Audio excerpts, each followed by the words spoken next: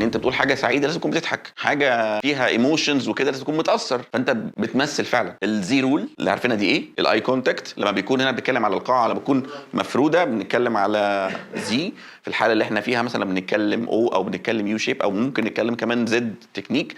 بس انا في قاعه يعني ترابيزه طويله، لو قعدت اعمل، لاحظ كده، لو قعدت اعمل كده اهو هتضايقك. انما لو انا النهارده عملت كده اهوت وبعدين مثلا عملت كده وخدت الناس وبعدين مثلا كده، مفيش حد متضايق، وشي لامم الناس.